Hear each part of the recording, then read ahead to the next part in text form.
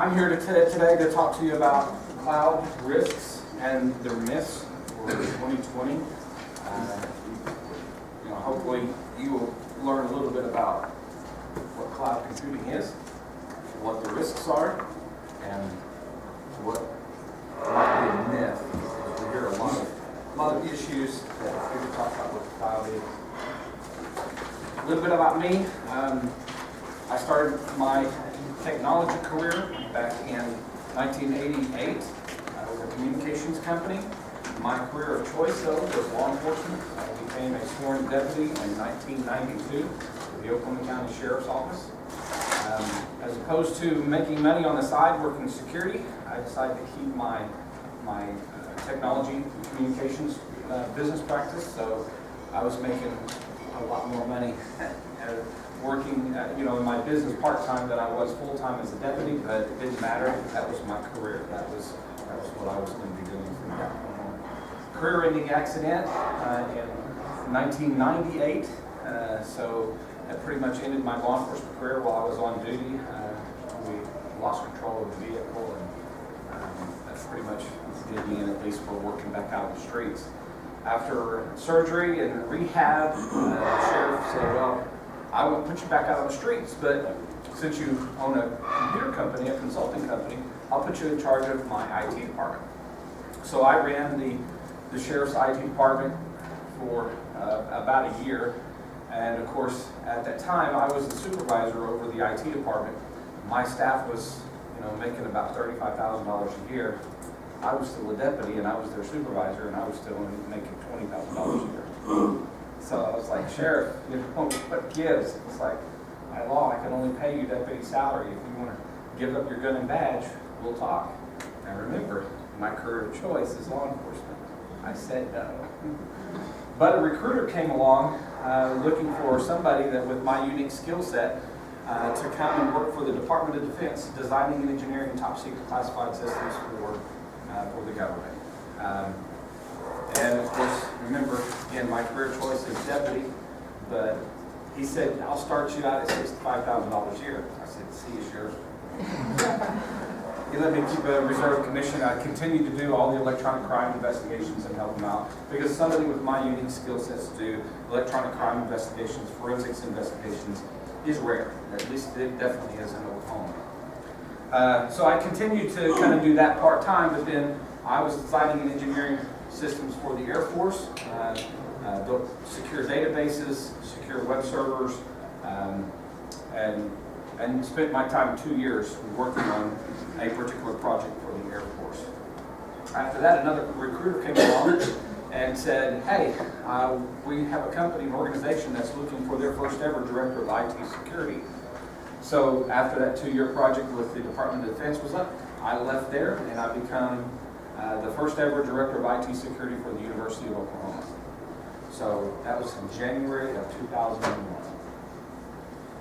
So I got there and I'm thinking, I've had a pretty good career at this point. A deputy, my dream job, law enforcement. I've worked for the Department of Defense, securing systems to the top secret classified level. Now I'm in charge. I get to say how this is supposed to be run. Then when I got to the university, I had no staff and no budget. Welcome to reality here. So I did what anybody can do under that circumstance. I started training and educating and making everybody aware of what the dangers of the internet were. And as the university at that time were already talking about going to this virtual cloud stuff, right? So it was my job to then help lead them through that transition, but do it securely without changing the organization, right? I mean, university, they want to freely be able to share information to everybody, but we don't want them to steal it. Two different things. So I had to kind of figure that stuff out. During that time, when I was there at OU, the first thing that kind of happened, and obviously 2011, or 2001, was 9/11. So what does that have to do with the University of Oklahoma? Well, of the first 4 people that we either arrested, detained, or being identified as being a part of the 9/11 attacks. 3 of them were from the University of Oklahoma. So my day, my time was filled with working with law enforcement. And of course I knew every one of them that was there on campus. The FBI came and they were obviously looking for information literally within hours of that first day. I spent, kind of 2.5 years working with them on that. Of course, also fulfilling my other duties at the university as well. Started doing, again, more of the investigations, but this time, in about 2002, we had some attorneys contact me to say, hey, well, we want you to help us on the civil side. It's not criminal, we want you to help in civil litigations and things like that. That's where I started really getting into understanding what's happening with the cloud, or why is that? Because when you get into the civil litigation, that's where you get into the corporate world. And there's big businesses, as well as individuals that are using the cloud every single day, and every one of you are as well, and you may not even know it, right? So understanding what's in the cloud, what type of information is there, how does people get access to it, either legitimately or not legitimately, right? How does that work? So after I left the University of Oklahoma in 2006, I had my own company again. I was working for the civil litigation, doing cybersecurity and forensics investigations, where I continued to do that until 2014. And the company that I work for now, iBaited, they acquired me and my company, and now I do this. So, all that to say, that's what all of that kind of says. But how did I get into this? It was purely by accident, because my career was law enforcement, and the technology piece was just the way that I actually made a living, making more money than working in law enforcement. So it worked out very well, because I had the law knowledge on the side, on the side of law enforcement, to understand how to get evidence, how to present evidence, which is very important for cloud-based information, because you can't see that, right? All right, so here's what we're talking about. So if you don't have, technology or applications in the cloud yet, you will. So by show of hands, how many have cloud-based implementations now? Very good. Very good. There are some risks. Some of them are very simple to understand, regardless of how complicated they are. What my goal here today is to explain it, hopefully in a very simple, very direct way, to say, regardless whether it's the cloud or anything else, there are strategies for moving forward securely and safely. So what do we mean by the cloud? Common myths, our cloud risks, and cloud security concepts. That's what we're going to cover. So what do we mean by the cloud?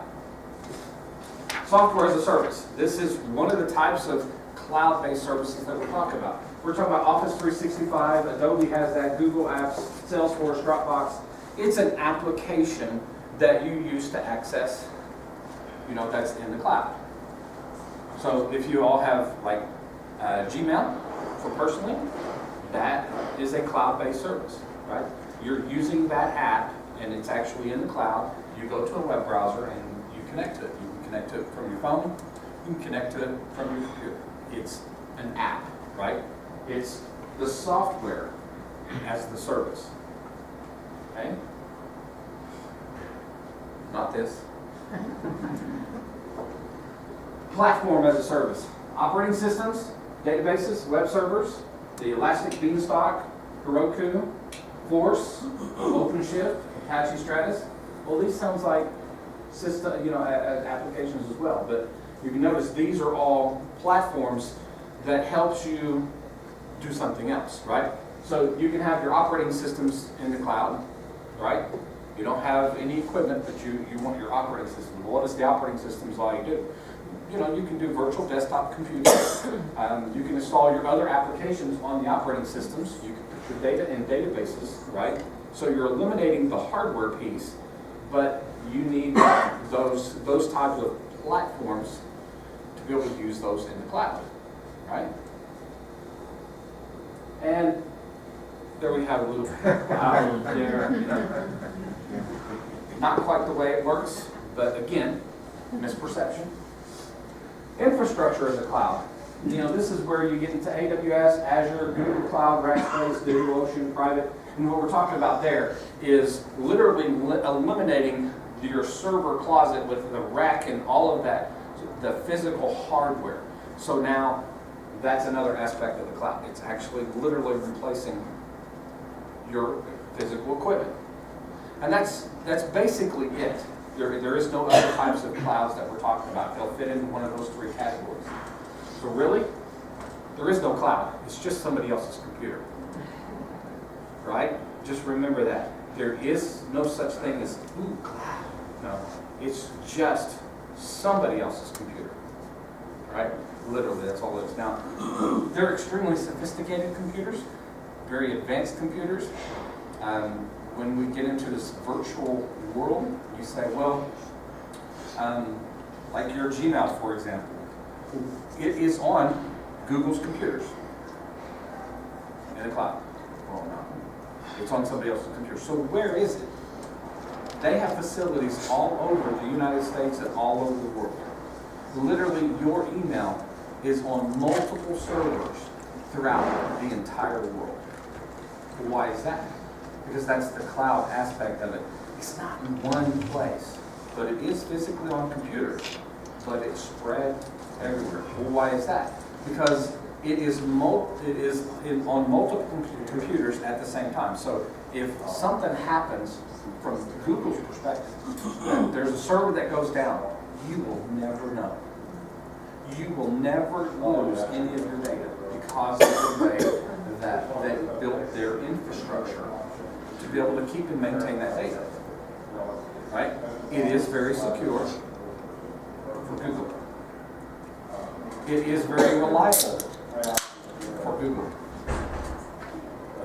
It doesn't keep somebody from stealing your credentials to steal all of your email. That's not Google's problem. Right? So getting that? They'll secure their computers. They'll make sure they're always up. They'll make sure they always have your data. They'll make sure if somebody gets access to your data, it's because you let them have access to it, not them. Right? That's their ultimate goal. And so far, they've pretty much met that. As well as a lot of the other cloud service providers here. Right? They've done the same thing. Very sophisticated computing power. There's also the multi-cloud and hybrid. This is just multiple different public cloud services, often from multiple different providers. Most organizations are in this mode. There's also the hybrid, which also means it includes private and public. And there's actually 3 levels of that, even though there's 2, right? Public, private. Public means that you've got Azure, you've got AWS, you've got some type of public cloud-based service. Gmail is one of them. The private is there are organizations that will build you your own private cloud. They'll take and they'll run all the equipment, they'll run the software, whatever, they'll do that for you. You're not running it. That's kind of a private cloud. And then there's a hybrid private where you're talking about you have your equipment still in your closet, you still have that, but then as a backup, you have things in the cloud. Right? Multi-cloud and hybrid. This is the most common. It just doesn't mean anything. You're using multiple different types of variations of things in the cloud, things not in the cloud, whether they're public or private. And public here does not mean it's publicly available to everybody. Can be, but does not necessarily mean it. Common myths. Going to the cloud is quick and easy. Generally speaking, it can be. Go open a Google account. That's pretty darn easy, right? But the migration to the cloud requires planning, time, and expertise, right? So what's the difference? We got county governments here. Do we have anybody that's that handles maintenance on any of the county properties? Anybody? No? So, at least in Oklahoma, we have what we call the county commissioners that are responsible for certain districts, and then they have those district commissioners. They have departments that are responsible for keeping up with county property, roads, buildings, whatever. So they have all this equipment.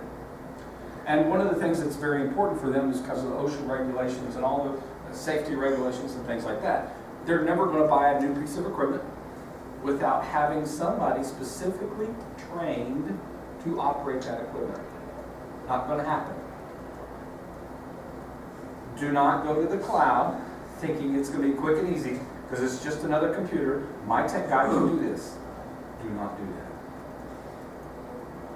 Do not do that. I mean, I got many years of experience, but I can tell you right now, I can do a lot of things in the cloud, but nobody knows everything. And the cloud is just somebody else's computer, and it becomes very complicated, and it's more of a legal issue than it is a technology issue. And that's where you get in trouble, because if you don't understand the legal issue as it pertains to that technology, your IT person is not an attorney. So now you're looking for somebody to do a lot of interpretations about what this setting means, what does it mean for security, and what does it mean for liability to the organization. Because that's ultimately what we're talking about. As long as your data is still there, why do you care, right? Well, maybe your data is there and it's available to the entire world. Now you've got a problem, right? Data in the cloud is public, not right? You can have public access, private access, and restricted access, just like you do with your server. Can you make the data on your server available to anybody in the world? Yes. Can you make the data on your server in your closet available to somebody with a password? Yes. Can you make the data on your server not available to anybody unless they're in your building? Yes. Same with the cloud. The way you do it is obviously totally different. Same concept. The methods of doing it is not the same. So you can't take a traditional, IT person that says, well, you've done this on my server, go do that in the cloud. It doesn't work that way. It does not work that way. More breaches occur in the cloud. Any technology that is not secured and maintained properly will have more breaches. So like for our organization, I can tell you we have 0 attacks and breaches from Mac computers. I guarantee you we have 0. Go ahead and ask me the rest of the question. How many Macs do you have? We have 0. Right?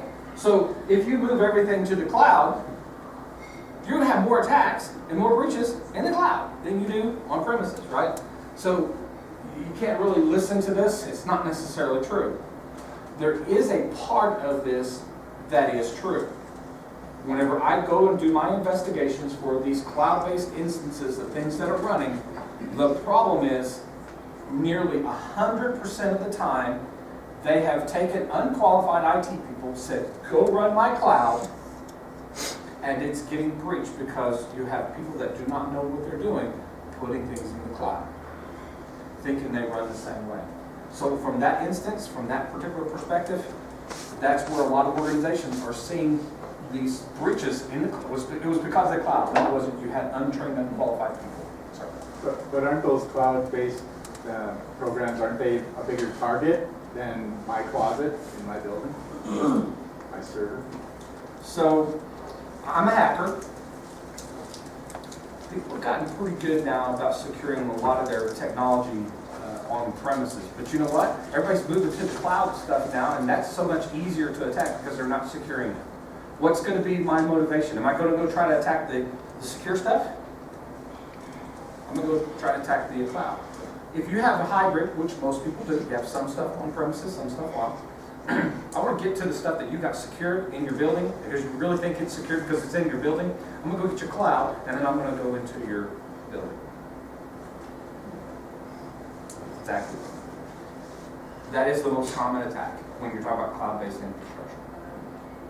They'll get access first, right? So you talked about fraud yesterday. You talked about any of that kind of stuff. We are heavily into those kind of investigations. We also do, the hacking and things like that. Impersonation, that's very, very common. But that, that in of itself is just a means to do this. Now they usually start with the cloud because again, it's in the cloud. I don't have to worry about it. That is always the first thought of organizations that do this. And there's never been a big push to get the things that you need to do to secure that. Remember, it's somebody else's computer. Don't you want to know if somebody's attacking their computers? There's not one cloud service provider that will give you that information. So you're blind now in the cloud. Office 365. You know there's multiple levels. Are everybody on Office 365? Okay. There's multiple levels. If you don't buy the level, which costs more money, if you don't buy the level that gets you logging, you're right. Office 365 is your biggest risk and vulnerability, and that is exactly where they're going to get you. That's going to get you access to everybody's account. You're not even going to know they're there, and then they're going to impersonate you by literally using your own mailbox. So they don't have to pretend to be you. They are you. They're using your account to do it. So why wouldn't somebody else trust you? It's your account. And there's no investigation going to prove otherwise. Unless you have the logs to show that somebody connected to your account from China. And you wasn't in China yesterday, right? What user is going to know that at the time that they receive that email? See the problem? Right? Again, you definitely, Office 365 is one of the most secure email platforms that exist today, I believe. If you know how to run it and you buy the right package to be able to allow you to secure your own technology. It's coming up. The cloud is more or less secure. I've heard this both ways. Oh, the cloud's more secure. Not true. The cloud's less secure. Not true. It's like any other technology. I can have Fort Knox, and I can send all the security home and open up the doors. It's the most secure facility in the entire world that nobody's watching. How secure is that? I secure my credit cards. How secure is that is when I give it to anybody else, even though I trust them, right? So that's the concept of what we're talking about here. Both can equally be true. Generally, companies underestimate the requirements to move to the cloud, thus making it less secure, right? That's what is common, right? The old adage that, you know, I got a guy, he's got a computer game at home, so he's the best computer person we have, so boom, we've got them in charge of our IT. That mentality that we used for so many years is now getting us in serious, serious trouble. Because this is a level of technology that is beyond complex of traditional computing, right? So what are our cloud risks? What are we talking about? What are we putting out there? Well, let's understand basic risk, right? This is across the board. It doesn't matter about cloud. It doesn't matter about IT. Risk is risk is risk. And this is the way you kind of have to look at it at a very high level, including if you're looking at going to the cloud. You have a high probability, low impact. So, you know, if that was acid water, right? Okay, there's a high probability you're going to get some on your feet if you walk across. But it's a low impact because you're not going to get too much covered. As long as you get some protection, you're going to be able to get across there no problem, right? There's a low probability, low impact. Well, I'll just avoid that problem altogether, right? Then you have a low probability, high impact. Well, if you're not paying attention, it's going to be bad. And then you have the high probability, high impact. We're looking for other solutions here at this point, right? That's basic risk, right? Very, very, very, very basic. And that applies to anything that you're considering, right? The only piece that's not represented here is this. If you've got a horse, cost you $500, are you going to go and spend $1,000 to put that horse in a fence, fenced in? It's a $500 horse. Why do you care? Maybe we'll spend $500. It's not as good of a fence. You might not keep the horse in. Again, it's a $500 horse. Why do we care? Well, if that horse can get out and go through Mrs. Daisy's flowers next door and she's going to be upset, well, I don't want the pain of dealing with Miss Daisy. Or if that horse can get out and go cause some serious damage to some other properties that, you know, it's going to be $10,000 worth of damage, you might reconsider that $1,000 fence, right? So if you're going to accept this risk, you have to understand, are you accepting that risk on behalf of other people? For example, you got Google. Is that data that you have in there, is that yours or is it Google's? Well, of course you're going to say it's mine. It's mine. Okay. Do you want them to protect it like they would protect it? Or do you want them to protect it like you would protect it? Well, I want them to protect it like I would want to protect it. They won't guarantee that. So you need to rethink about cloud-based technology, because remember, it's somebody else's computer. You can't control what they do with their computers. Stay tuned. Customer and business contractual breaches. This is our risk here, right? So if you have any data that's sensitive, that should not be publicly available, right? This is what we're talking about. You're putting it in the cloud. You're putting it out there as a risk. But if you put it on your server and attach that server to the internet, you're putting it at risk, right? So what's the different levels of risk? That's all it really means, right? It's the difference between giving your 16-year-old the keys to the old truck or giving them the keys to the $150,000 sports car that'll go 200 miles an hour. They're both a risk. Which one do you want to take, right? So this is your data. This is what you've got to protect. And remember, some of this data, you might be under some kind of contractual or legal obligation to protect. So remember, this may not be your data that you're putting out there. You may be the custodian of somebody else's data, right?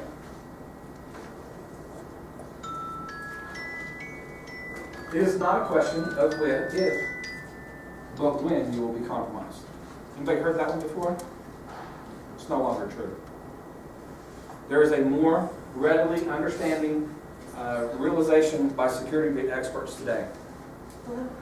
You will be compromised, and you may be compromised already and not know it. That is where security experts are at right now. So when I get the call for fraud, when I get the call because somebody impersonated somebody, you're thinking, I've just been attacked. First thing I think, that's the first thing you saw. It could have been yesterday. It could have been last week. It could have been last year. You just knew about it today. Right? Managed APIs can be compromised, right? So management APIs, that is just the application programming interface, right? They exist on all computers, but really what we're talking about is the equivalent to access control over everything, right? So in the cloud, remember, you can't go touch it.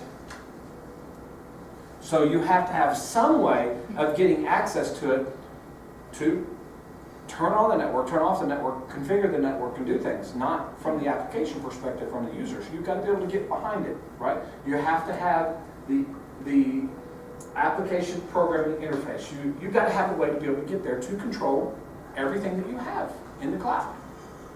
All of its communications, all of its configurations.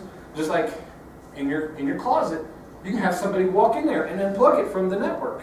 You can't do that in the cloud. You have to have some way of virtually getting into it to be able to manage disconnecting it from the network, right? That's the way that works. That's your vulnerability. Here's the problem. Every single one of these, if you don't have IT people that's been trained, it's a single checkbox to make that publicly available or not publicly available. And what most inexperienced IT people, what they first understand, if I don't check that box, I can't even get to the API. It's because they haven't been trained. The only way you should be able to get access to the API is by having a certificate, an encryption certificate that gets issued to them personally. It's like, again, a credential. With that, then now they can get access to the API. If you check that box, anybody in the world has access to the API.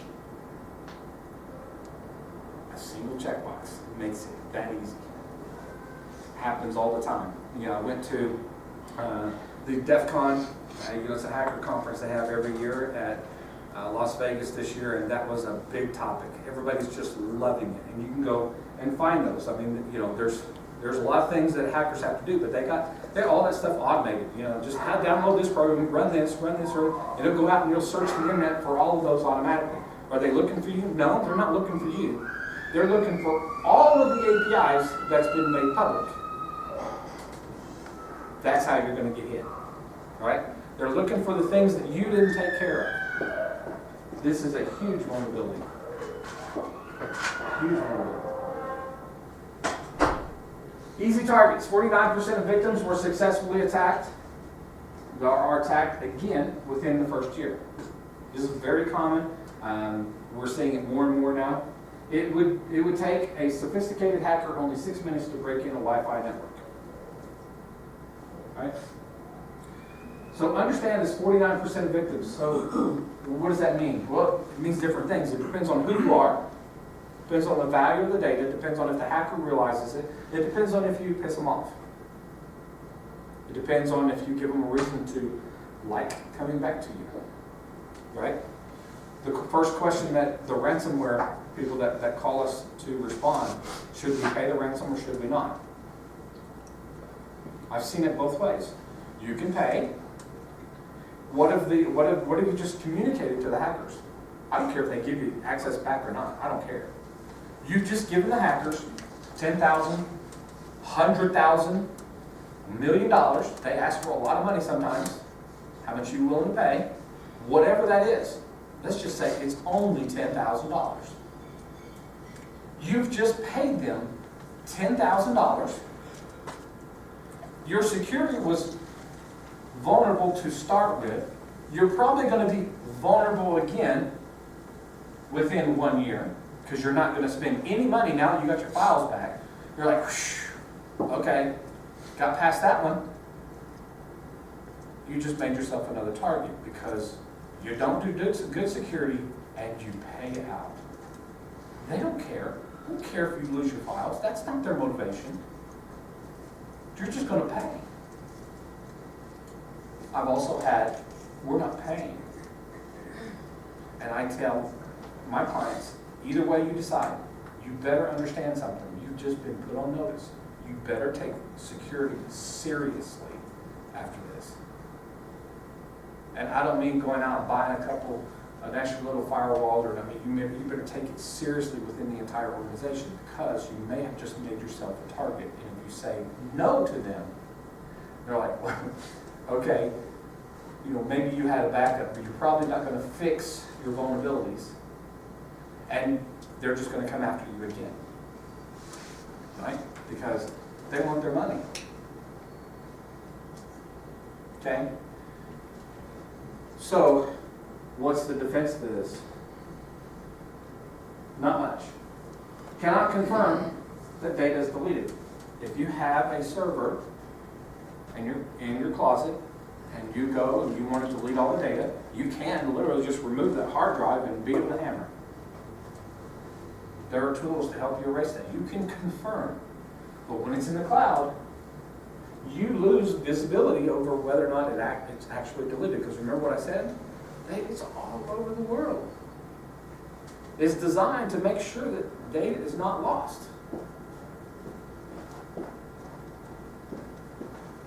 How do you know? There is no way of knowing. But reputable companies, Google, Microsoft, they will delete it. And why would they do that? Because you have to understand the volume of business that they actually have.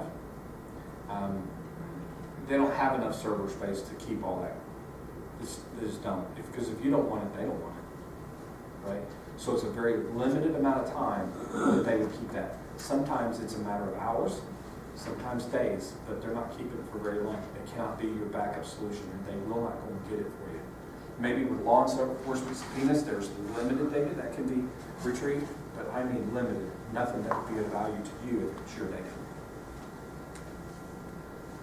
So how does it happen? It's human error, right? And this is going to be what's the most common. This is the most common ways that hackers gain access to data, right? It's the human error. You can do the best security in the entire world, but if you have users that are willing to give it away, you can't secure that. right?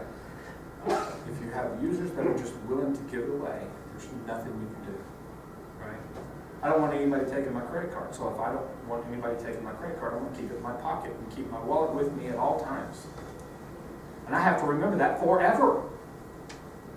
So if I leave my wallet in my room, who am I leaving it vulnerable to? Anybody that's got a key. Well, who's got a key? Well, several people's got a key. Are they going to leave it open? When they go to clean it, are they going to prop it open? Are they going to watch it 100% of the time? Maybe, maybe not. I don't know. Whose responsibility is it for protecting my credit card? Mine. It's mine. Human error will be your downfall. And the problem is, my wallet, my credit card, that's easy. As soon as I give it to somebody else, your staff, as soon as I give it to somebody else, I can't control what they do. Intentionally or accidentally or inadvertently. You can't do that. Just can't do that. Insider unauthorized use.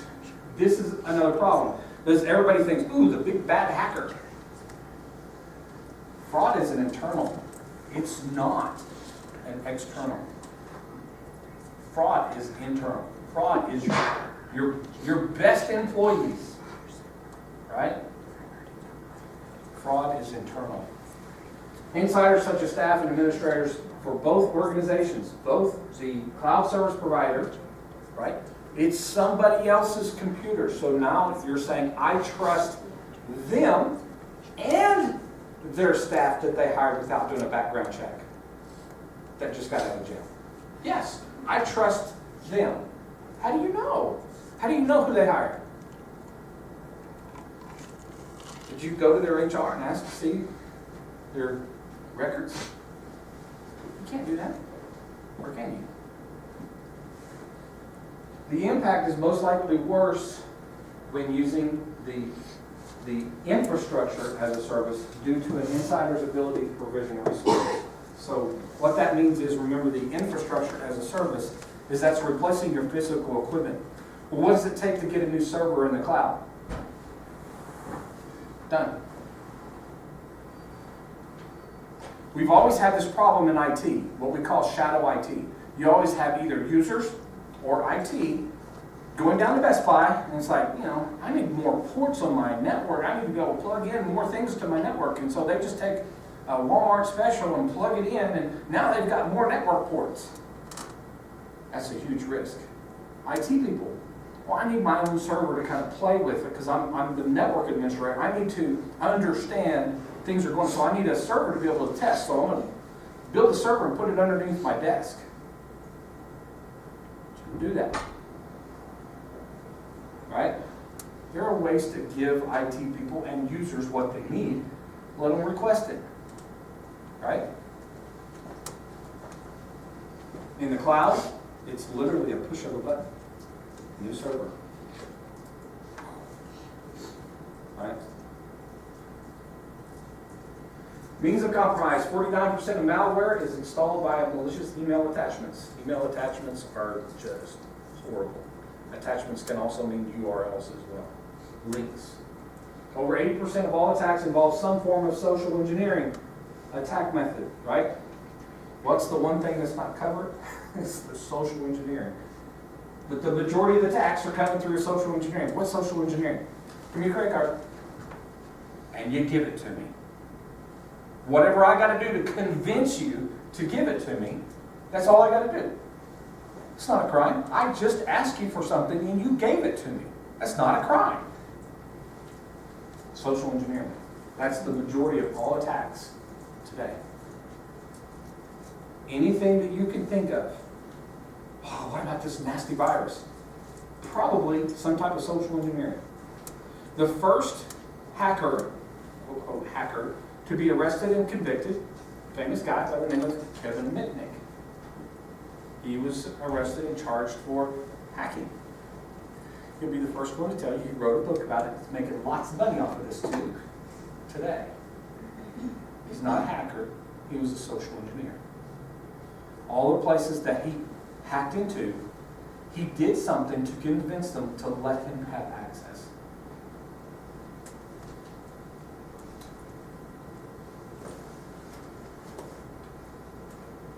where he went wrong is he stole the data. He stole the information. Right? Well, who is this Kevin Mitnick? He's probably going to be one of your best assets today because he owns a company no before. So if you want to help all of your individual users out there who are not really paying attention because their number one priority is just doing their job and not paying attention to this email they just received and thinking it's truly from the boss or from somebody else, I click on this, it's really funny. He provides the services now to help train those people not to do that. Right? Loss of intellectual property. This one is the kind of thing that most companies they'll tell me, well, I don't really have anything of interest. Then why are you in business? If you are nobody special, that means anybody in the entire world off the street can open up a business, do the same thing you do. You're nothing special about you. Well, no, that's not true. We have blah, blah, blah, blah, blah. We have the secret formula. We got the 7 herbs and spices. Really? So you have something of value. So even if it's not somebody else's data, that's not protected by a law, which every state now has laws to protect personal information, including your employees, so you have that obligation. So now the other thing that we're talking about is this intellectual property, things that you have, things that you need to protect, right? Manufacturers, they manufacture something. There are the designs, there are the blueprints, it's the secret formula. That can be under attack. So, Coca-Cola. They provide a consumable product. Health is right up there at the very top. They have to clean these bottles. They have to make sure that it's a very clean environment. They have to meet health code standards to put this consumable product in these bottles. And I promise you, it's a concern of Coke. I guarantee you it's a concern of they wouldn't be allowed to be in business to distribute a dirty product. Just would not happen.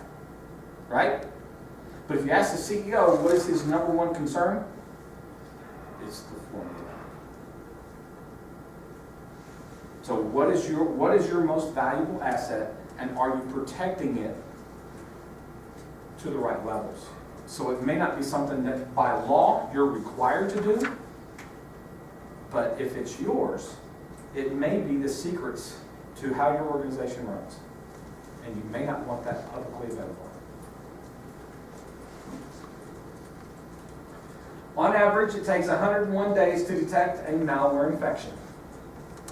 You may already be compromised and not even know it. On average, it takes 12 months to detect a hacker has access to your network. You may be compromised, you may not even know it. On average, it takes more than 3 years to become aware that your identity has been stolen. That's when the lawsuits happen. Do you still have all of your logs and all your records and all your backups from your IT for 3 years ago? Well, yes, of course we do. Okay. I'm the one that goes and finds it. I'm the one that gets paid to investigate that, to go get all of the evidence. And trust me, I mean evidence, not the IT information to say, oh yeah, we got it. That doesn't qualify for court. It doesn't work in court. You can't take the IT person and say, oh yeah, I did it. Okay, where's it at? Well, I don't know. Right? And it goes both ways too. Right? Some laws says that you will destroy data. You may have a policy that says data will be gone after a certain period of time. Right? What makes litigation costs go up so tremendously is whenever they have a policy, company, organization have a policy. Well, after 7 years, this data is gone.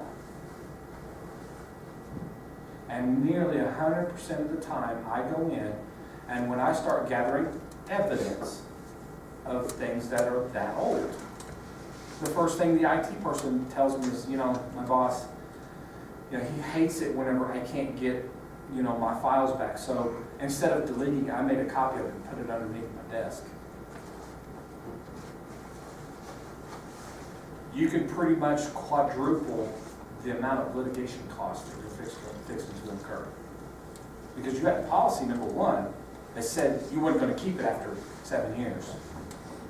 And then, because it wasn't a formal process, and it was underneath the desk. You have to understand, there's another side to this litigation, and I guarantee you, that attorney at that point, as soon as they find out that's what happened, they're going to say, so what you're saying is you didn't delete it after 7 years like you said you're supposed to. And then when you decided to keep it, you kept it in this unauthorized manner in which nobody knew where it was at except for the IT person. So what you're telling me is the data I'm looking for could be on the NASA satellite. Telling me wrong. Probably not. You see how these litigation costs now get just blown way out of proportion because, again, if you're going to make a rule, you need to follow it. It takes a long time for these things to happen. If you're going to go to the cloud, make sure you keep all the logs centralized, protected, so you can go back and prove and demonstrate what happened. So what are the security concepts, right? What do you do? Sounds horrible. Simplify your cybersecurity with a balanced approach. Okay? This is not necessarily just cloud. So when we talk about we'll go to the cloud, you should already have this concept operating and functioning every single day within your organization. You need to prevent. Use all resources and attempt to prevent all breaches. What does that mean? Oh, put in antivirus. Do good security practice. Train your users not to click on the emails. Do whatever. Whatever you're going to do. However much money it is. I only got $5. Make the best use of that $5. I'm not going to be biased here at all. You've got to do this. Whatever it is. And you've got to do it every single day. There's new technology comes out every single day. There's new attempts to hack into that new technology every single day. And there's a bet that the hackers are winning right now. There's a bet that you won't learn how to secure that new technology, but you sure do like the features of that new technology. And that the new features are more important to you than learning how to securely use that technology. Prevent. Detect. Monitor to detect all attacks. You notice I said attacks. I don't care if you monitor to detect a breach. I promise you, at some point you will detect it. What you want to detect is the attack. You want to detect the attack to stop it before it becomes successful. Because if you're waiting for the ransomware to show up, it's too late. Are you doing anything to monitor the attacks, to stop the attacks from happening? That's what you got to do. You got to monitor to detect all attacks. Okay? How many times do you think that you're attacked? Any of your organizations are attacked every day? Give me a guess. Anybody? How many times per, let's say per month? 1 million. Hundreds of thousands. Anybody? 1 million. 1 million a month? Okay, good. Anybody else? Okay. So, at the University of Oklahoma, since we have a lot of leeway to learn a lot, so we turned on. We're looking for all of the attacks. And at the level that we had statewide access to see the things that were coming into the entire state for everybody, for any technology that came into the state. Largest research organization in Oklahoma, massive amounts of data coming in, massive amounts of data is going out, right? So we had the ability to see everything for everybody. Talk about trust, right? I'm glad that everybody trusted me because I could literally see everything that came in and went out of the state of Oklahoma, period. All right? Except for classified military government operations, but aside from that, anything that came in consumer, I saw it. Just counting the attacks that came to the University of Oklahoma, there were 3 million per day. What's unique about the University of Oklahoma? Nothing. I talked to all the universities that were, that I collaborated with all around the United States. No different. Everybody's seeing the same thing. That's how much activity to attacks there are out on the internet. Most, not ours, our IT people would tell us, no, your IT people's not looking, right? That's a lot of work, right? Because the next thing I said, respond. You must respond to all activities that could adversely impact your organization. Making the informed decision to do nothing is acceptable. So it sounds bad, but again, understand that last statement there. It's okay if you're, to say, well, we're not going to do anything about that. Well, why? Because if my organization right now has, we're seeing they're being attacked for Mac-based vulnerabilities, I don't really care. I'm not going to do anything about it. I don't care. I don't have a Mac. I don't care. But I know I don't have a Mac. I'm informed. I know I don't have that. Right? So if you're going to detect all of the attacks, you need to do something about all of them. Because remember, not everything is necessarily going to be attacked. It may be that fraud. Looking for something unusual. What? I don't know. Criminals are finding new ways to get away with things every single day. But I can tell you this, if you don't know what normal is, you're never going to know what an abnormal activity is. Failure of most IT people today, and most leaders of organizations, ask for the reports. Well, how often? If you're not getting them weekly, and you're not looking at them weekly, you know nothing about what's going on your network. Should I look for the hackers? You should look for everything that will adversely impact your organization. Because it may not be that awful hacker from China. It may be your best employee committing fraud. Monitor to detect all attacks. They may not be external. So how do you do that in the cloud? You don't own the computers.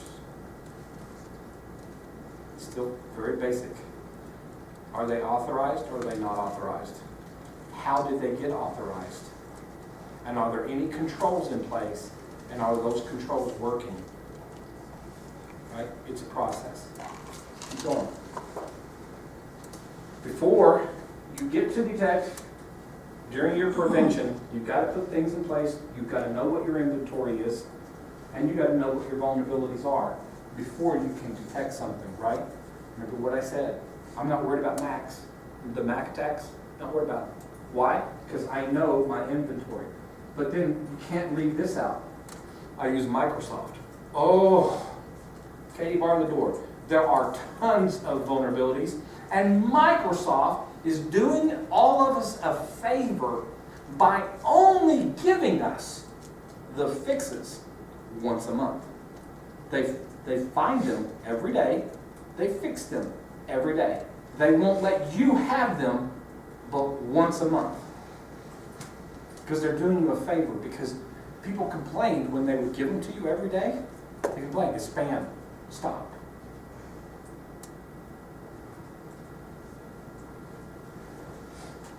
You know what the technology is that you have, and remediate and mitigate all vulnerabilities. Remediate, apply the patch, mitigate. There is no patch, but they'll give you a list of things you need to do to protect yourself from that vulnerability. Oh, so you mean there's vulnerabilities that I have in my systems that there's no patch for? Yeah. Yeah. And you have to fix it. Well, how do I know what to do? Microsoft will give it to you. In fact, every organization will give it to you. Every company that builds any kind of technology, there's already standards and regulations and things that are in place. They issue them all the time.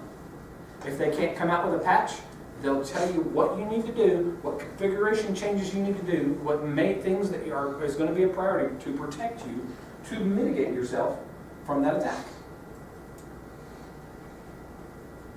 And then between detect and respond, you need to understand your data flows and your logging, right? It's one thing that you detected, but did you log that? Do you have any logs, right? Cloud. get the logs. If you're not paying the right subscription, you're not going to be able to get the logs.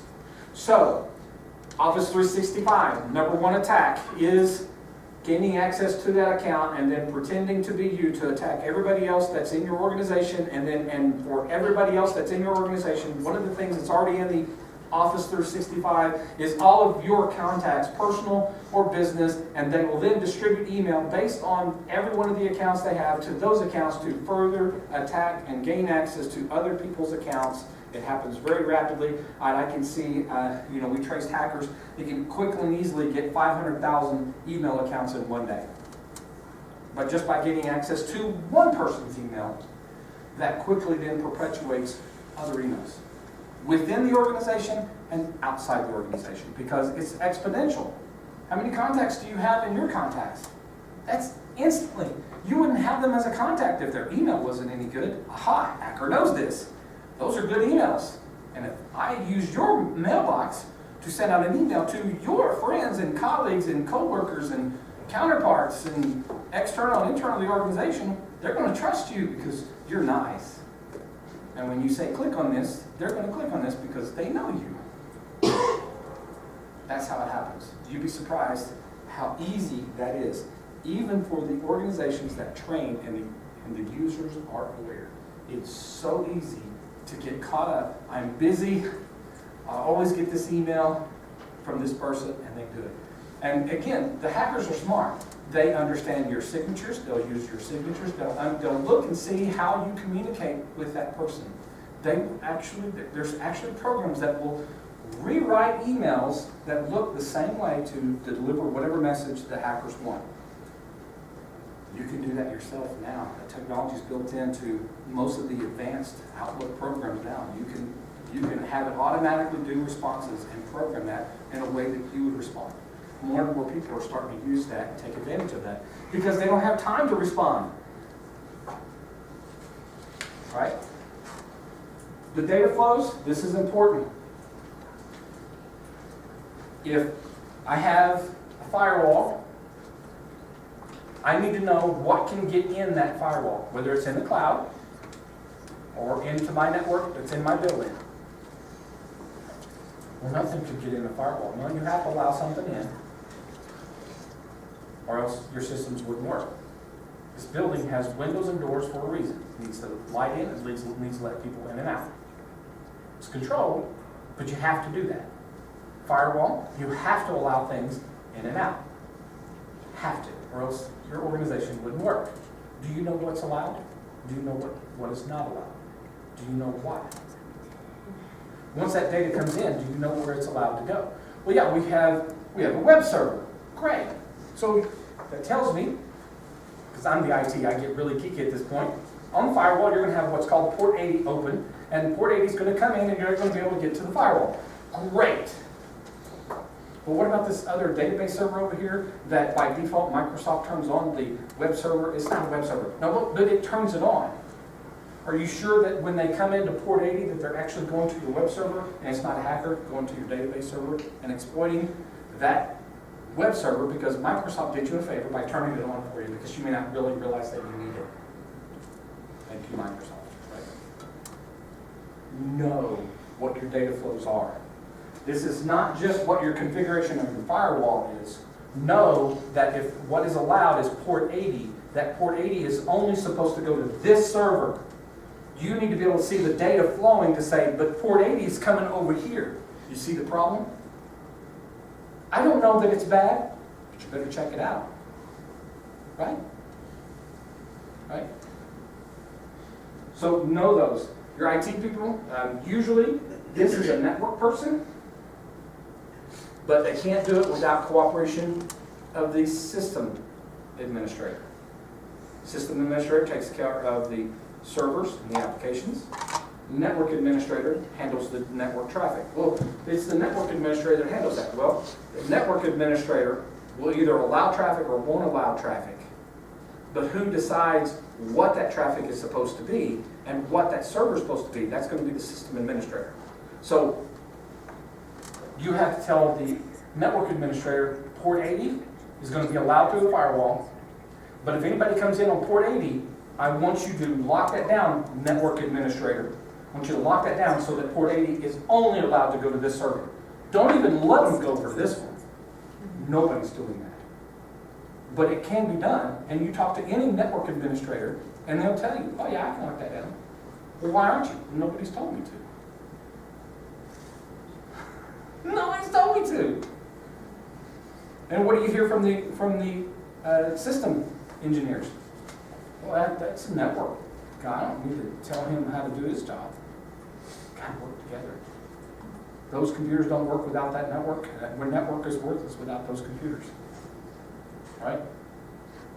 I see a lot of postings right now for what's called security architect engineers. I'd like to have a few of those, right?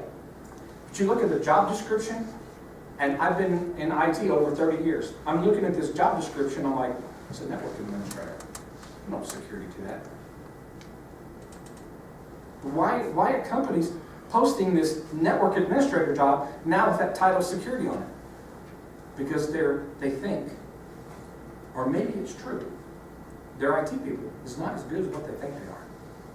So they're looking for somebody else, because who I got is not it. Right? And as administrators of your organization, this information should be shared with administration appropriately in the pretty charts and graphs, right? But it should be looked at on a daily basis by IT. All the inventory, all the vulnerabilities, all the data flows, all of the logging, looking for the attacks, respond to anything that could negatively impact the organization. Some things are not quite as simple for IT people. It's not IT's job to enforce HR rules. So understanding that, use it just like a police officer would do. A police officer can write tickets, they can write reports, they can even make an arrest. But at the end of the day, the prosecution happens by somebody else. Every day, your IT people can handle the network, look for the things, do all the things they're supposed to do, and report, stop something from happening if it's a serious threat, like a malware infection or a virus infection. But at some point, that decision to do something about it needs to go to somewhere else. HR, administration, legal counsel, right? Somewhere else. Don't make your IT people be the police officers of your organization.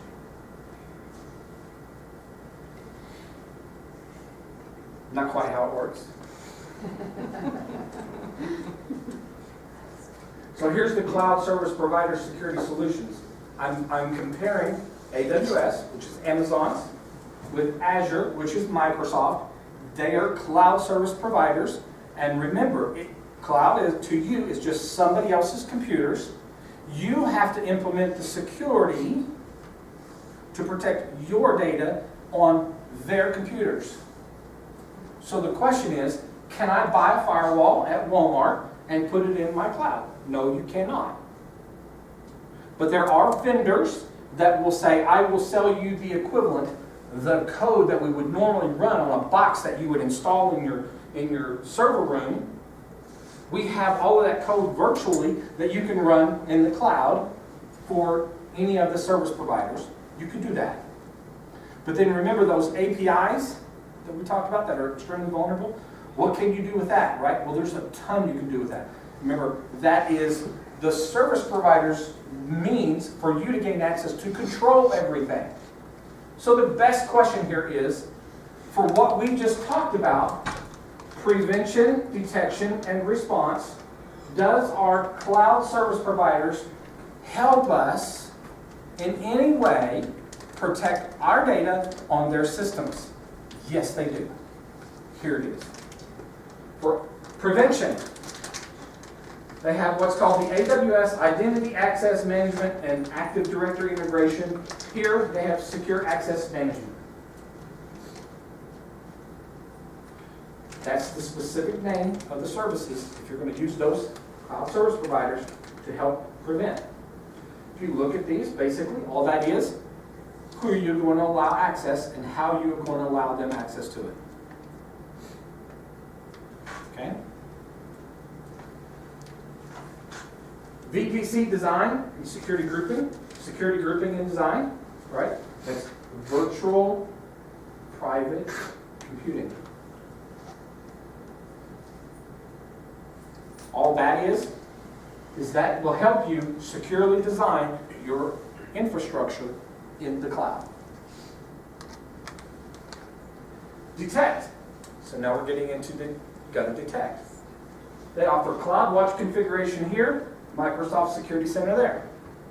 It's going to help you monitor everything that's in the cloud, including those APIs.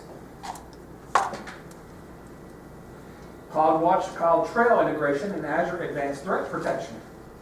Again, we're getting closer to that response because here we're actually looking for the threats, right? How do you define that? In there you can define even looking for HR concerns, fraud. You can look for those. IT person doesn't know how to do that. IT person has to be told, we need to look for this kind of activity, and you'll have to define what that kind of activity is. So the CEO should never be logging into the main financial systems to transfer money from China. I don't know, is that a rule? I mean, is that a good idea? I don't know. Is that ever going to happen? Well, if not, how about just blocking that? It's the first thing I ask organizations. So, where do you do business? Well, we do right here in the greater Utah area. Great. Do you have anybody from Oklahoma? Well, no. Okay. Then don't allow anybody from Oklahoma to get to your network. Well, I don't want to do that. Why? Why not? Okay. We're in the United States. We want everybody in the United States to be able to get to it. Great. How about from China? Well, no. Block it. Block all of China. You can do that. Any country you want to. Block it. Well, that stops everybody from China. Not true. Right? You've got to understand, right? It goes pretty deep. These help you watch for those anomalies, based on the rules that you configure. So response. What do they provide for response? Automated response, Lambda, Defender Advanced Threat Protection. Again, Lambda, that's nothing more than it's cloud-based computing without actually having a physical server. Just their name for it. But yeah, they'll help you automate the response to all of that. Okay, if you see this activity, what do you want us to do? Well, you want to block it. But be careful, right? It could have adverse effects. So like at the University of Oklahoma, we wanted tight security. But every single platform, every single device, every piece of technology that we implemented that says high-level security, we did just the opposite of what most companies want. So we have this high-level firewall, we're going to detect an attack, and they do something to really attack that, and all of a sudden it begins to stop the flow of data. The university says, So when we get so severely attacked that it starts stopping the flow of data because of that technology making an automated decision, it needs to turn itself off to allow everything. You can do that. Most technology is, if it fails, if your security fails, block everything. Be careful, it could have unintended consequences because hackers look for that kind of stuff and they realize if you do that, they'll just commit a denial of service against you, meaning using your own technology against you to cut off your network so it doesn't work. Be careful, right? You got to really think about this and strategize. Be ready for the outcome. Be ready for the results. You think good architecture is expensive? Try bad, right? It's very expensive to do this correctly. Planning and preparing is expensive. You ever plan for a new building for your organization? Can you do that in 30 days? A year? Maybe. 3 years? Pretty good opportunity there. Pretty good. 3 years to build a building? Yeah. There's a lot of things that you got to do some serious planning. There's a lot of impact that you got to go through. It's no different with cloud-based or any other technology for that matter. It's no different. It's no different. 33% of IT professionals say cloud security is their biggest skill shortage. True statement. 18.4% say the average enterprise experiences 23.2 cloud-related threats per month.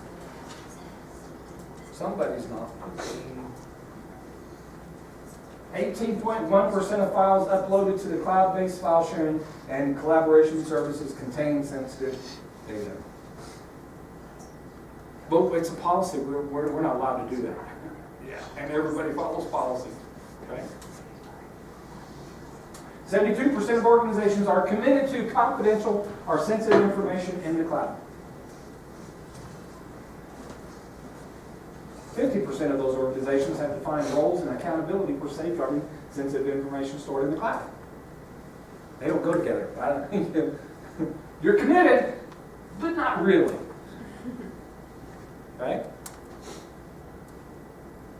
49% of organizations are encrypting sensitive data in the cloud. 49.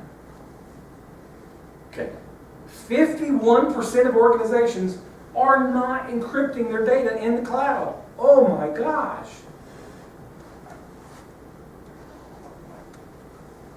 53% of businesses are controlling the encryption keys when the data is encrypted in the cloud.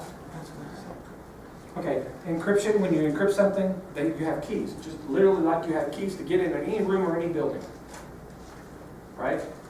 And if you have the only key that exists to having your business continue to operate or completely shut down your business, and you got the only key, what would you do with that key? Hang it on the outside of the door, right? That's what you do, right? So everybody has access to it, right? No, you've got to protect it. It's the keys to the kingdom.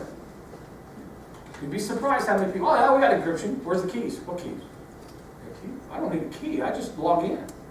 Who's got the keys? You need to keep and maintain control of the keys, but that has to be the most secure thing that you ever protect. There are ways of doing that. 78% of the same businesses are saying it's important to retain ownership of the keys. Well, that's good. 78% say it is, but only 53% are doing it. 32% don't employ a security-first approach to storing data in the cloud. 32% don't employ security first. Security first. We're going to build a brand new building. We're going to spend all this time planning, and we're not going to call anybody concerning the electricity until the day the building is done, and when everybody turn on the lights. See the problem? Is security important, or is it not? When you're giving your data to somebody else, you think you ought to be concerned about that security. 44% of organizations are careful about sharing sensitive information with third parties. 44%. Do we share information, sensitive information, to other parties? So everybody heard about the European Union with their GDPR, and California with their serious rules and all that kind of stuff? So there's a law that's been passed in California. It's been in the European Union this year. And it's probably quickly coming to the United States, but probably not as restrictive. It basically says, I'm a consumer. If I come to your business to do business with you, you ask me for anything personal, I can choose to give it to you or not give it to you. If it's something that is required for me to do business with you, I can give it to you. We can do business. When that business is done, I can tell you you have to delete all of my data, and you have to comply.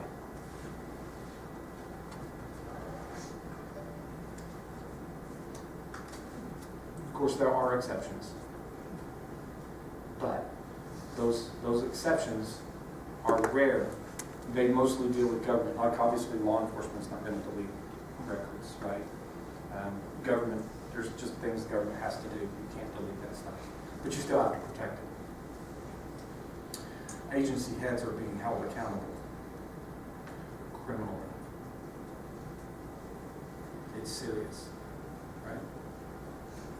60% of organizations are storing customer information. 48% are storing emails. 46% are storing consumer data. 41% of IT and data processing requirements are met by using cloud resources today. Right? Cloud's not going away. Cloud is where it's going. So what are the security issues? The top 5 that's recognized right now for 2019 is visibility, understanding the visibility of that, the concern that it is public. But it doesn't have to be. How do you make it not public, right? The visibility is the concern. Do you have trained, qualified people to get the right visibility, the right access? Cloud expertise. Again, that's a problem. I know a lot about cloud. I'm not a cloud expert. Do not hire me to run your cloud. You think your IT people would tell you that? Let me tell you what you do for your IT people. I trust that you hire the best IT people in the entire world, or you wouldn't have hired them. Make sure you get them training for the cloud. Training is expensive. Yep. Configurations. Understand cloud configurations is not the same as physical equipment that you have in your closet. They're not the same. Right? Concept is the same. The methods of doing it is not the same. They're different tools. So I need a firewall. Yeah, but you don't go down to Walmart and buy a box. You have to go to your cloud service providers or your vendor and say, do you have a cloud version of your firewall for Azure or Amazon or AWS or whatever? And then those pesky APIs. Those are still a huge risk, right? Gives the keys to the kingdom. Not only the hacker will have access to your stuff, but that gives them back doors then to other organizations. Wait, to other organizations. So you mean if somebody else in the cloud doesn't secure their APIs, they could inadvertently get access to ours? Yeah. Yeah, they could do that. My top issues to address, right? Make sure that security priority for everything, or you will never be able to secure the data in the cloud. Make security a priority for everything, right? Or you will never be able to secure the data in the cloud, right? If you haven't done this already, forget the cloud. If you haven't made security a #1 priority, I didn't say anything about money. Because I know, take every one of your staff an hour a year, shut down your operations to get everybody training. Are you kidding me? Another hour? Right? I know. I get it. But you got to take it seriously. The impact is real. Most cloud services are provided by third parties, right? Read the agreements to understand what they are not responsible for your data, right? They are not responsible, but you need to read it. There's details in there about what they do and what they don't do. But what security they do provide, you will be able to secure your data, right? What technology do they provide? I just told you what Amazon and Azure does, right? You are responsible to fill the gaps and the voids. Period. There are vendors to help you with that. There's technology, there's expertise to help you with that. Demand by your cloud service, any third party. In fact, I would say you should be doing this with any one of your vendors that you actually share any kind of data with at all. I don't care if you give it to them by fax, by telephone, electronic, I don't care. If you've got a contract with them, make sure you demand a SOC type 2 and 3 from each of your vendors and read it. This will always have the details of their security and will always include exceptions to their security. Know this because it is your responsibility. Not theirs, yours. We perform the SOC 2 and SOC 3. The first thing that we do when we go in to perform the SOC 2 and SOC 3 audits, right, to figure out how really secure these people are, the first things they say is, we're not going to include this, and we're not going to include that, whatever that is. Why would an organization say, look, don't look at this and don't look at that? What's the first motivation? Well, it's not secure. So don't look at that. Just look at this, because we're ready for this. Well, is this and this attached to this? Yes, it's a network. It's in your same organization. But those SOC 2 and SOC 3, that is extremely common, that this is what we're auditing. And if you question them on that, they're saying, well, yeah, we're going to get that. You know, that's scheduled for the next 5 years. That's fine. That's fine.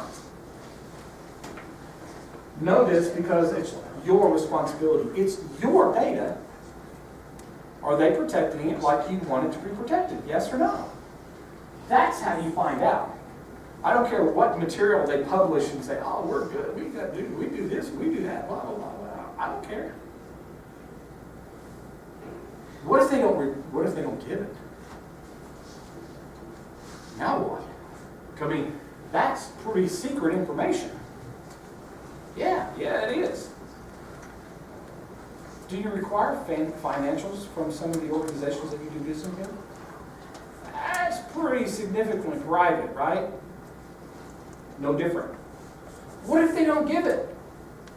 Don't use them. So what does that mean? Yeah, that means that's going to become the mode of operation soon in the very future if it's not already. We deal with organizations now that we can't do business with them unless we provide some kind of certified by an independent third party, not us because we do it ourselves, by an independent third party, this is our security level. With all of those exceptions as well, because we have them too, you will as well, that's just the way it is. You've got to understand what are those exceptions because it's your responsibility, not theirs. Because when you read up here those agreements, every single one of them, I don't care who it is, every single one of them will make it very clear. They are not responsible for the security of your data. They put it black and white. They are not responsible for the security of your data. That is yours. Right? Use trained and qualified staff to manage your IT, and especially the cloud technology. Awareness training for everyone, IT, and management. That's not. They're three separate groups. Awareness training for everyone. And you need awareness training specifically for technical people. And you need awareness training specifically built for management. There's three different layers. Security training for everyone, IT, and management. Those are three different layers. Right? Follow a framework and standard. The best example for free is the National Institute of Standards and Technology, NIST.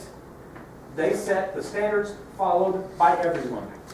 Usually every rule, every regulation, every law, everything that you could possibly name, they all come back to following the NIST standards.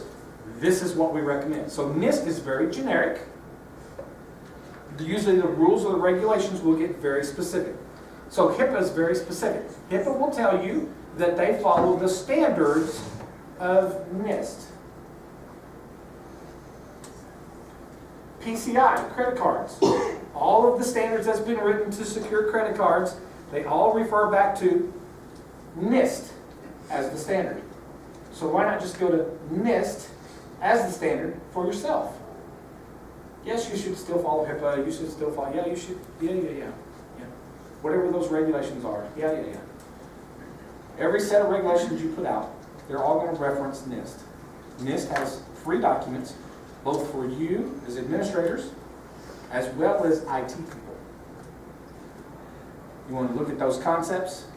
It's there. All right, now, how much does all this cost? So let me give you an example so I can make it very clear. I worked for the Department of Defense designing and engineering top secret classified systems for the government. They were certified by independent third-party experts that were, again, they had a clearance of a top secret classified level to guarantee 100% security. And I do mean 100%. So with that, my systems were 100% certified as being secure. The 2 years that I was there, there were 2 attempts to break into my systems. They would have been successful if it were not for the fact that I was doing that monitoring. It's my job as a system administrator to come in every day for 2 hours. I did nothing but look at my logs. I had over 35 systems that I was personally responsible for. I personally looked at every one of my systems that had additional logging enabled, so it created tons of logs. Am I smart? No. What I did is I got on there and I held, here's all these logs. I get in there, I just held the button down so it would just start scrolling through. I'm not that smart, people. But what I did every single day, looking at every one of my systems, knowing what my inventory were, knowing what my data flows were, knowing what the log patterns were, I was able to know and understand 100%, is this normal patterns or is this not normal patterns? It's like looking at an EKG machine. It's doing this. If it ever does this, stop. So that's what I was doing. I was looking for those patterns. I knew what the normal patterns were every single day. That's how I caught those 2 people trying to break into my systems that would have been successful. Wait, I thought you said they were certified 100% secure. Sure they were. But there's no super secret computer that's like used for top secret classified. They were Microsoft systems, the systems that you use today. Okay, but what technology did you use to secure it? Nothing. There was 0 money spent on technology to secure those computers. It was 100% of the configuration changes that you have to make to the operating system to make it secure within a secure environment to run with creating the logs and somebody looking at the logs. The only extra technology that we had deployed was antivirus. That was it. And it was semantic antivirus at that. Why semantic? Because at that time it was the only one that was built in the United States. That's why. Why was it possible if my systems were secured 100%? Because they were Microsoft systems. What did I say about Microsoft? They're doing you a favor by only giving you the patches once a month.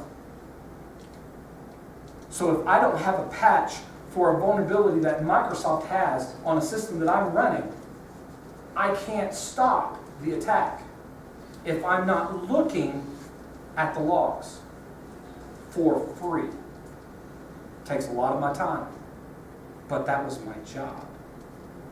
How important is your security?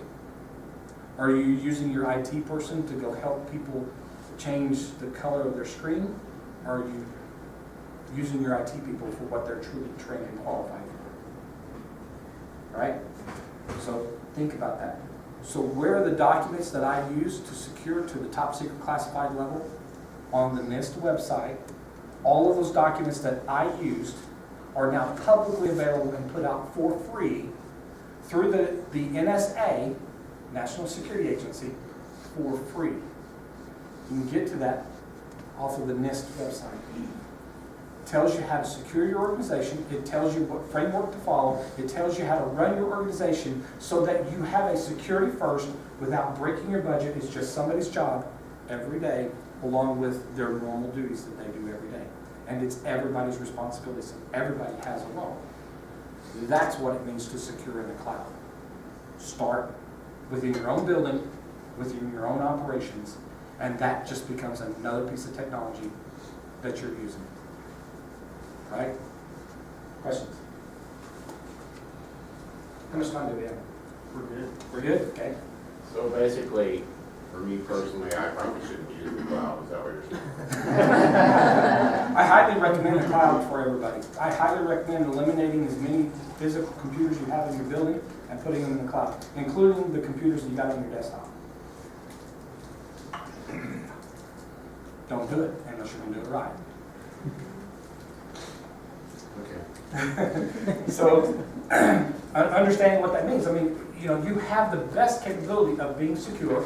It is, if you understand what you're doing, it can be less expensive to be in the cloud because you don't have all that equipment that you got to replace every 2 to 3 years. Oh no, wait, it's every 10 years because we don't have the budget, right? I mean, it's there. It's always updated, right? And especially if you understand, right? There's many different levels of services here. You need somebody that's really trained and qualified to understand all of those variables. It's no longer just about, well, I installed the operating system, you're good to go. No, because if you didn't install it correctly, you're fixing to get a $10,000 bill for 1 month of operations of that server. And it could probably will be unsecure, right? It's no difference in securing what you have in your office versus in the cloud. You just have to do it a different way. And you have to have somebody that's trained and qualified to understand the cloud. So what if you don't want to pay somebody for that cloud engineering? Because a cloud engineer would probably cost you about $200,000 a year, right? I'm good. All right, so I don't have that. Use a third party. Use a vendor, right? You can get that same thing. Just understand, make sure that that vendor is qualified to be able to do what you need done. Remember, it's your responsibility. So now you've hired a third party to put your data in a third party, right? They're not going to do anything that you don't tell them is required. So if you require security, you can't just say, well, I require security. They're going to say, done. We've done all the security you told us to do. So you'll have to go through the documents. You'll have to understand the levels of security that you need. And you'll have to make sure that they follow the steps. And then how do you know? Well, you got to get them audited. You got to audit yourself. Get them audited, right? That's how you do that. There's no, if you just do this, then you never have to worry about it. If that were true, I would already have bottled it up and put it on Walmart shelves. Right? I equate this whole thing, again, like driving a car. You can convince me. You can show me all the stats. You have the most secure vehicle ever. There's never been a wreck with this vehicle. And you are the most safest driver. You've never had a wreck in your entire life, and you got 50 years experience driving, and you've never had a ticket, and everything's great and wonderful. Yeah, but you can't control the other idiot on the road. Right? And that's the factor here. There's just certain things you just can't control. So you have to have everything in place, at least a little bit of everything, to know what you're getting is satisfactory or not. Right? That's your obligation. Right? Nothing can be 100% secure. But you need to know that it's not 100% secure, and you need to be continuing to work on that. So whenever I issue SOC audits, and everybody has different ways of looking at this. I don't actually do the SOC audits myself. I refuse to do them because I will be very honest and I will be brutal. I will tell you this is all the things that you need to fix. Right? Most people don't want that. They want the high level stuff. I just need the things I need to prioritize on. I don't know what you need to prioritize on. The best thing for me to do is give you everything. Well, I don't want that in an audit because it looks bad. No, what I've just given you is your plan over the next 5 years. Here's our top priority 3 things that we're going to work on. All the rest of the stuff is being planned out to do over the next 5 years. Are you going to do the same thing next year? I don't know. Things change, right? Are you going to do that in 5 years? That's the plan. But things will change. You just keep updating that, right? To me, whenever I worked at OU, that's what I did. I worked with our internal auditing. I made them make sure that, hey, we need to go do this audit. And all the departments always come to me and say, you can't have them come over here, we're not ready, we're not secure, blah, blah, blah, blah, blah. I know you're not. But I said, what you're going to do is I want you to list out everything that you know is wrong. And I want you to document it. I want you to list all that out. I want you to tell me the top 3 things that you're working on. And I said, give that to me. So then I went to internal auditing and I said, okay, they're ready. Here's the documentation. Internal auditing, look at that. It's like, man, this is great. And after that, everybody loved me because I just took care of internal auditing because they didn't come and hammer me. Well, they didn't come and hammer you because they didn't come in here and say, well, we don't know. Don't look bad on us. Don't give us a bad report. That's the whole big thing about auditing. Do you know where you're vulnerable and are you working on it? Right? It doesn't matter whether we're talking about security. Where do you see most of the audits? Your financial audits. Right? Do you know where your vulnerabilities are? Do you know where your risks are? And are you taking care of those on a daily basis to watch for problems and issues? Are you regularly working on those? Yes. That's what they want to know. And if you don't come up with it, they'll tell you. At 90 days, you need to fix this problem. And they'll come back within 90 days and you need to fix that problem. It's no different with IT. Embrace it. Embrace it. But if it's a number one priority, security, it should be reflected in everything that you do every single day. Right? Next question. I'm not that good. All right, I know I've distributed the PowerPoint. I think you're going to get the PowerPoint distributed. And again, here's my contact information. We have a lab here in Utah and several cities here in Utah. I'm from the Oklahoma City office. I'm the guy that you end up calling when things fail, all the security fails. I'm the guy that you call to come in and do the investigation and help with all of those issues. Whether it be fraud, whether it be a hacker, whether it be, whatever. We do all of the electronic, and I have counterparts that are on the accounting side that does the actual forensics accounting auditing for fraud, embezzlement, and stuff like that. So we handle just about everything. We do business disputes, contractual disputes, we do loss evaluations, and any kind of loss where there's going to be somebody suing or something. Somebody's going to say, well, there's a value to that. Well, there's actually experts that say, well, is that really what it costs, right? And they'll do that forensics and be prepared to go and testify for that. And then, again, my team, we do the forensics of the technology. So whether it's in the cloud, whether it's a mobile device, whether it's computers in your office, whether it's, regardless of what it is, we do that investigation to look at, what happened, what are the facts, and we're prepared to go testify in court. So all the things that I bring to this presentation, especially when it comes to the cloud, is more important for the cloud, is there is an entire process to this. And in some layers, there's gaps that are just completely ignored within organizations that usually allow that to happen. There's inefficiencies in awareness training for the users. That's a very common one. And of course the IT, there's just a heavy reliance on the technology people, the IT people, to say, well, I hire you, you're supposed to stop all this. That's like, hiring and voting in a sheriff or hiring a police chief and say, okay, you got 30 days, no crime. Yeah, good luck with that, right? You do things to try to help and to do things, but to say that it's 100% one person's responsibility, it can't be done. And that's usually where it fails.